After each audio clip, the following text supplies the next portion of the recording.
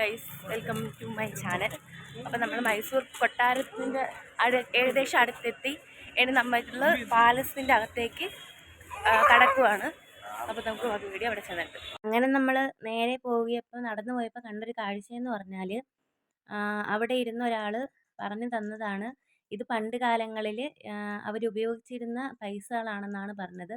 അപ്പോൾ അദ്ദേഹം അവിടെ എന്തോ ഉണ്ടാക്കിക്കൊണ്ടിരിക്കുമായിരുന്നു. അതിൻ്റെ ഇപ്പുറത്തോട്ട് തന്നെ ചെരുപ്പിൻ്റെ കുറേ കളക്ഷൻസ് ഉണ്ടായിരുന്നു. അപ്പോൾ അതിൻ്റെ വില ചോദിച്ചപ്പോഴത്തേക്കിനും വെറും 100 രൂപ മാത്രമേ ഉള്ളെന്നാണ് പറഞ്ഞത്. അങ്ങനെ നമ്മൾ പാലസിൻ്റെ ഉള്ളിലേക്ക് നമുക്ക് കയറാനായിട്ട് ടിക്കറ്റ് എടുക്കണമായിരുന്നു. അങ്ങനെ ഞങ്ങൾ പാസ്സൊക്കെ എടുത്തു. അങ്ങനെ ഞങ്ങൾ മുമ്പോട്ട് നടന്നപ്പോഴത്തേക്കിനും നല്ല അടിപൊളിയായിട്ടുള്ള വ്യൂ ആണ് കേട്ടോ കാണാനായിട്ട്.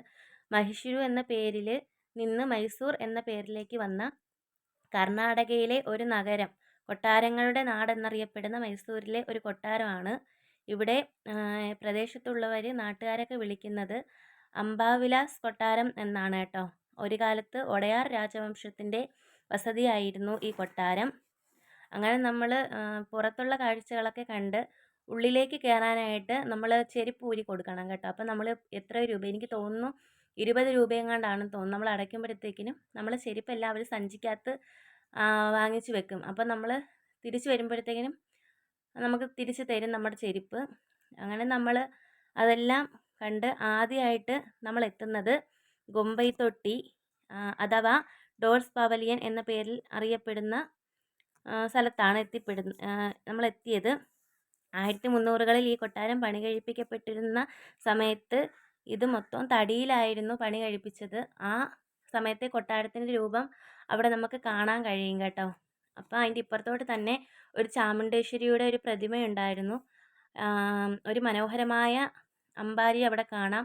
ഒരു 750 കിലോ ആണ് ഇതിൻ്റെ ശരാശരി ഒരു ഭാരം. 80 കിലോഗ്രാം സ്വർണ്ണത്തകിട് കൊണ്ടാണ് ഇത് അലങ്കരിച്ചിരിക്കുന്നത് കേട്ടോ. അത് കഴിഞ്ഞ് കുറച്ചും കൂടെ മുന്നോട്ട് നടന്നപ്പോഴത്തേക്കിന് കല്യാണ മണ്ഡപമാണ് കേട്ടോ. അപ്പം ആ ഒരു ഭാഗം കല്യാണ മണ്ഡപമാണ്. അവിടെ ഉണ്ടായിരുന്ന കുറേ കാണാനായിട്ടുള്ള കാഴ്ചകൾ. ആ ആനയുടെ തലയാണെങ്കിൽ ഒറിജിനലാണ് കേട്ടോ. അതിൻ്റെ ചരിത്രം എനിക്ക് നല്ലപോലെ അറിയത്തില്ല. പക്ഷേ 20 എത്രയോ വർഷം വോഡയാർ രാജാക്കർ ഇങ്ങനെ എന്തോ അത് പറയുന്നു. എനിക്കത് കറക്റ്റായിട്ട് അറിയത്തില്ല. അത് ഒറിജിനൽ ആന 2 സ്ഥലത്തുണ്ട് കേട്ടോ. ഈ 2 ആന ഉണ്ടായിരുന്നു. അങ്ങനെ അത് അവർ എന്തോ കെമിക്കൽ ഉപയോഗിച്ച് പോളിഷ് ചെയ്ത് ഇത്രയും വർഷമായിട്ട് അവരത് സൂക്ഷിച്ച് വെച്ചിരിക്കുകയാണ്. അങ്ങനെ നമ്മളതെല്ലാം കണ്ട് വന്നപ്പോഴത്തേക്കിനും ആ കല്യാണ മണ്ഡപത്തിൻ്റെ ചുറ്റും ഒരു 20-ലധികം, എനിക്കറിയത്തില്ല 20 ആണോ എന്നോ അതിൽ കൂടുതലുണ്ടോ എന്നെനിക്കറിയത്തില്ല, ഇഷ്ടംപോലെ പെയിൻറ്റിങ്സ് ഉണ്ടായിരുന്നു കേട്ടോ. ഈ കൊട്ടാരത്തിലെ കാഴ്ചയെക്കാളും അടിപൊളിയായിട്ടുള്ളത് ആ പെയിൻറ്റിങ്ങുകളാണ്. അത്രയ്ക്ക് മനോഹരമായിട്ടാണ് ആ പെയിൻറ്റിങ്ങുകൾ വെച്ചിരിക്കുന്നത്. അപ്പോൾ പണ്ട് കാലത്തുള്ള ആ യുദ്ധത്തിൻ്റെയൊക്കെ ഒരു പെയിൻറ്റിംഗ് ഒക്കെയാണ് കേട്ടോ അത്. അദ്ദേഹം എന്തോ ഇങ്ങനെ കാണിച്ചു തരുന്നുണ്ട്. അതെനിക്ക് കണ്ണട എന്തോ എനിക്ക് മനസ്സിലായില്ല. അങ്ങനെ ആ പെയിൻറ്റിങ്ങുകൾ ഒരു ഏകദേശം 20-ലധികം എന്നാണ് അവിടെ ഉള്ളവർ പറഞ്ഞത്. അവിടുത്തെ പ്രശസ്തരായ കുറേ കലാകാരന്മാർ ഏകദേശം 13 വർഷക്കാലം എടുത്ത് ചെയ്ത ചിത്രങ്ങളാണിത് കേട്ടോ. അങ്ങനെ ദസറ ആഘോഷത്തിൻ്റെ ഭാഗമായിട്ടുള്ള പെയിൻറ്റിങ്ങുകൾ ആണ് ഇവിടെ വെച്ചിരിക്കുന്നത്. സത്യം പറഞ്ഞാൽ ഇത് പെയിൻറ്റിങ് ആണെന്ന് പോലും നമുക്ക് തോന്നില്ല കേട്ടോ. അത്രയ്ക്കും ഒറിജിനൽ പോലെയാണ് ഈ കൊട്ടാരത്തിൽ പെയിൻറ്റിങ്ങുകളൊക്കെ ഉള്ളത്. അങ്ങനെ ഇതൊക്കെ കാണണമെങ്കിൽ നമ്മൾ നേരിട്ട് ഒറിജിനൽ കണ്ടവർക്കറിയാൻ പറ്റും.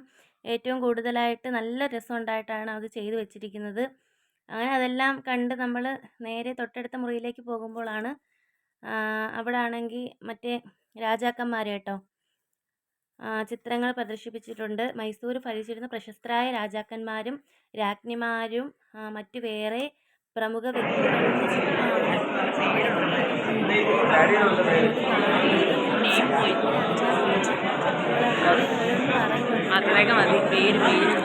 മനസ്സിലാവുന്നില്ല. അങ്ങനെ നമ്മൾ അതിൻ്റെ തൊട്ടടുത്തുള്ള മുറിയിലേക്ക് പോകുമ്പോൾ ചന്ദനമരത്തിൽ ചെയ്ത ഒരുപാട് പെട്ടികൾ അവിടെ കാണാൻ നമുക്ക് സാധിക്കും. ഒഡയാർ രാജവംശത്തിലെ രാജാക്കന്മാർക്ക് ക്ഷണക്കത്തുകളും സമ്മാനങ്ങളും പാരിതോഷികങ്ങളൊക്കെ സമ്മാനിച്ചിരുന്നത് ആ ഒരു പെട്ടിയിലാണ്.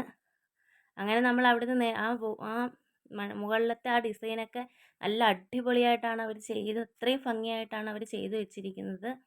അങ്ങനെ നമ്മൾ അവിടുന്ന് കുറച്ചും കൂടെ മുന്നോട്ട് പോകുമ്പോഴത്തേക്കിനും നമുക്ക് അത് കാണാൻ സാധിക്കും കേട്ടോ. അതൊക്കെ എന്താണെന്ന് എനിക്ക് കറക്റ്റായിട്ട് അറിയത്തില്ല കേട്ടോ.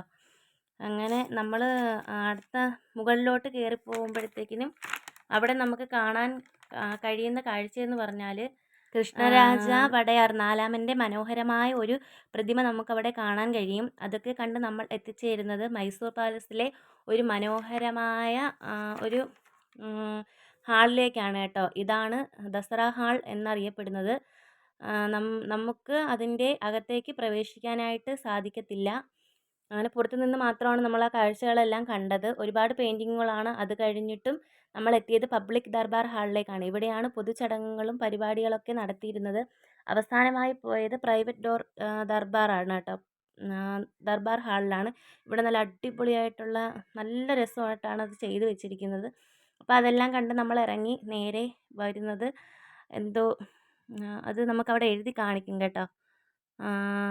നരസിംഹ ശ്രീ ശ്രീ ശ്രീ ശ്രീകണ്ഠാട്ട നരസിംഹരാജ വാടിയാർ അങ്ങനെ എന്തോ ഒരു പേരാണ്. അങ്ങനെ അതെല്ലാം കണ്ട് നമുക്ക് ഇറങ്ങി വന്നപ്പോൾ ശ്രീ പ്രസന്ന കൃഷ്ണസ്വാമി ടെമ്പിൾ അങ്ങനെ അതെല്ലാം കണ്ട് നമ്മൾ തിരിച്ച് ഇറങ്ങി.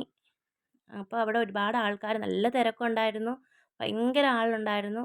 അങ്ങനെ ഞങ്ങളതെല്ലാം കണ്ടു. മൈസൂർ കൊട്ടാരത്തിൻ്റെ ഭംഗിയൊക്കെ ആസ്വദിച്ചു.